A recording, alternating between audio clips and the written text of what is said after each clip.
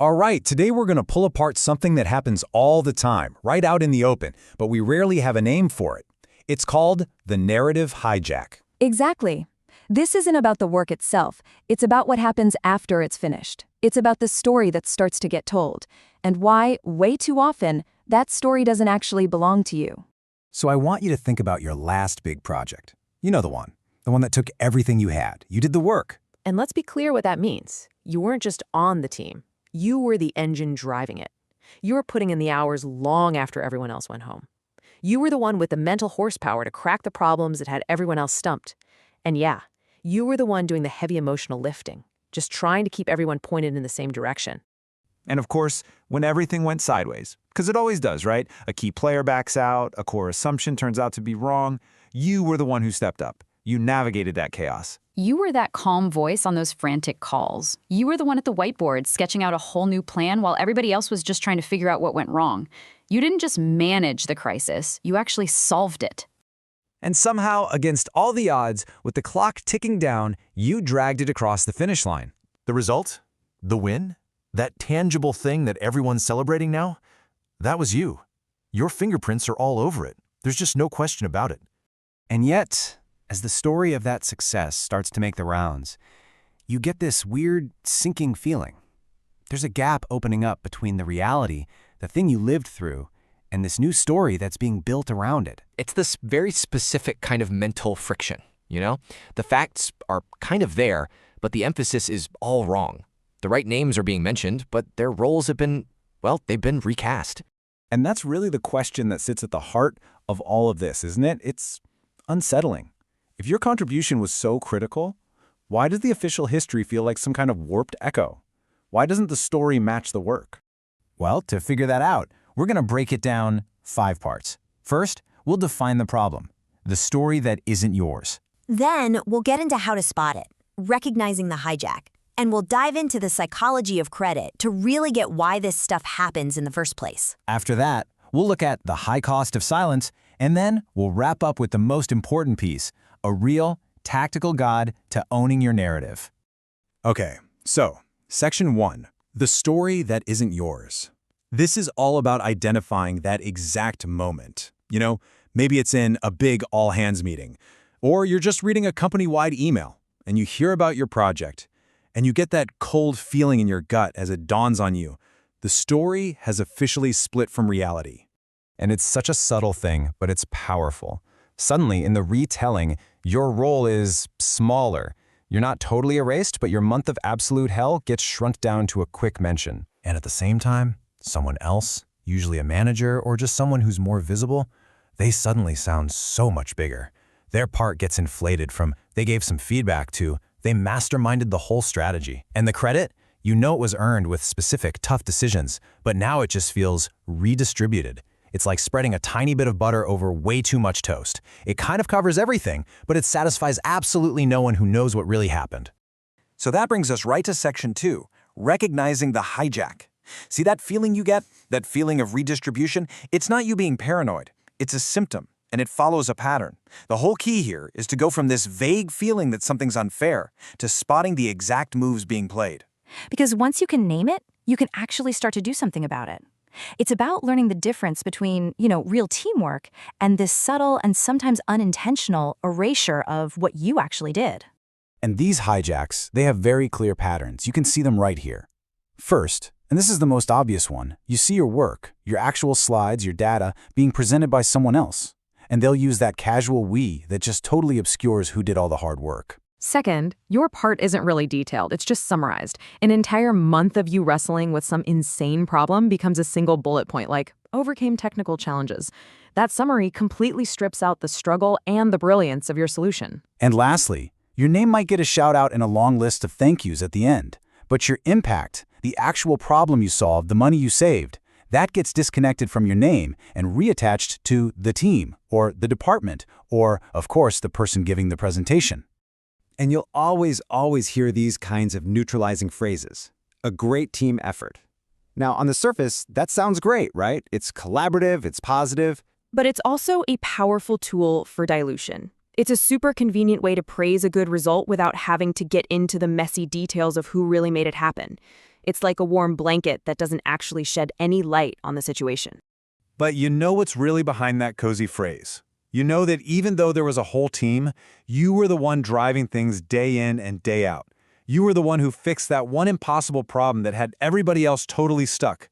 You're the one who carried it all the way to the finish line, while others were just kind of watching. And here's another one: collective success.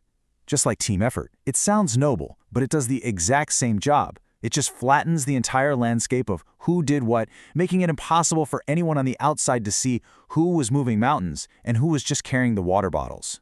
So the point we've really landed on here is this stark, painful separation. The work, the actual output, that belongs to you. You did it. But the narrative, the story that gets told about that work, the story that will live on long after the details are forgotten, that's been claimed by someone else. The work is yours, the story is not.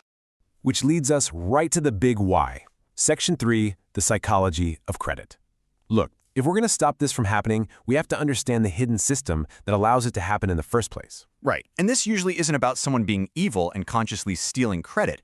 It's about a much deeper truth of how organizations work. They're wired to value simple, powerful stories way more than they value complex, messy reality. And that brings us to a really core concept here: narrative ownership. Now, this is not about bragging or being arrogant. This is strategic. It is the act of controlling the story that is tied to an outcome. Think about it. In a busy company where leaders are just flooded with information, that story often becomes more real, more valuable than the work itself. The person who owns the story effectively owns the outcome in the minds of the people who make decisions. Let's just be brutally honest about how companies really operate. Yes, the work has to get done, but the perception of that work, the value it's given, that's all determined by stories. Credit isn't handed out in your performance review. It's shaped in those informal chats between managers, in hallway updates, and in steering committee meetings you weren't even invited to. And because leaders are so overloaded, they don't have time for the complex truth. They want a simple story with a hero. So the person who gives them that simple story, the person who can say, "We were stuck, then I suggested this, and now we're good," they become the hero. It doesn't even matter who actually did the work.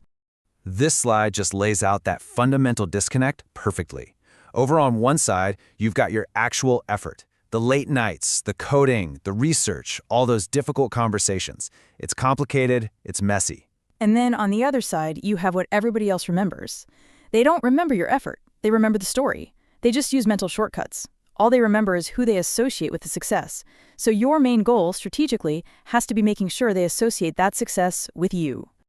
And that really is the bottom line here. Narrative is not a vacuum. A story is always going to be told. The only question is, who's going to tell it? If you just sit back and assume your amazing work is going to speak for itself, you're creating a void. And trust me, someone else, maybe with half your contribution but twice your storytelling skill, is going to be more than happy to step in and fill it. Okay, let's get into our next section. Number 4, the high cost of silence. It is so easy to just write all this off as office politics and try to rise above it. But letting your story get hijacked like this isn't some noble act of integrity. It's a choice. And it's a choice that has real, serious consequences for your career, for your wallet, and honestly, for your own sense of motivation and purpose at work. And this timeline here, it shows a path that is depressingly predictable. It starts with you just ignoring it the first time. You tell yourself, whatever, the team won, that's what matters. But then 6 months later, it happens again. And that sense of injustice starts to really eat at you. Frustration builds. You find yourself replaying conversations over and over in your head. After about a year of this, your actual motivation, that spark you had for solving problems, it just starts to die.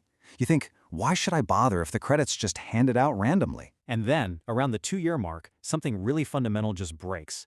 You start to disconnect from the very idea of ownership. You stop giving that extra 10%. You just think, fine, I'll do the job, but I'm not going to love it anymore. I'm not going to bleed for this company. And just like that, your psychological contract is broken. And this whole internal journey, it starts to have very visible external effects. At first, you just feel invisible, underrepresented. And a really common reaction to that is to just try to work even harder. You're operating on this flawed idea that if you just produce a mountain of work, someone has to notice eventually. But when that doesn't work, and it won't, and the next promotion goes to the person who tells a better story, something inside you just shifts. You get cynical. You realize the game isn't about your output, it's about perception. The whole system feels rigged, so you stop pushing. You'll deliver what's asked of you, but that extra effort, the thing that actually drives innovation, that's gone, and it's probably not coming back. You know, here's the most chilling part of all this. The organization doesn't want to erase your work. In fact, it desperately needs your work to get done. The system simply rewrites the story of who did it in real time. It moves the credit around to reinforce the existing power structure and to make life easier for decision makers. Your output is kept, but your authorship is stripped away. Which brings us to our final and honestly most important section, owning your narrative. We've laid out the problem, we've spotted the patterns, and we know what's at stake. So now let's get into the practical, specific things you need to do to take your story back. This is all about making a shift from being a character in someone else's story to being the author of your own. The absolute biggest change you have to make is in your mindset. You have to completely let go of this noble but incredibly dangerous idea that good work just speaks for itself. It doesn't. Good work is just the ticket to the game. It's the raw material. But the work itself is silent. You have to be its voice. So how do you become its voice? Okay, 1, you have to communicate outcomes, not just activities. Stop sending emails that say, I finished the analysis. Start sending emails that say, the analysis is done, and it shows we can cut costs by 15% if we do X. 2, you have to consciously and calmly position your role in every single success. It's not, the launch went well. It's, I'm so glad the launch went well. My team's new checkout flow directly led to that 10% jump in sales. 3rd, talk about impact, not effort. No one gets promoted for trying hard. They get promoted for making an impact. So don't say, I worked all weekend. Say, I got the platform stabilized over the weekend, which prevented what we think is about $100,000 in lost sales. Number 4 is huge. Proactively close the loop yourself.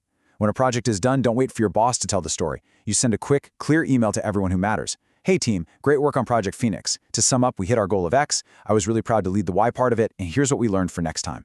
5th, you have to realize that what you're doing is writing the first draft of history. In your own words, this is so important. People are busy. They will grab onto the first clear summary they get.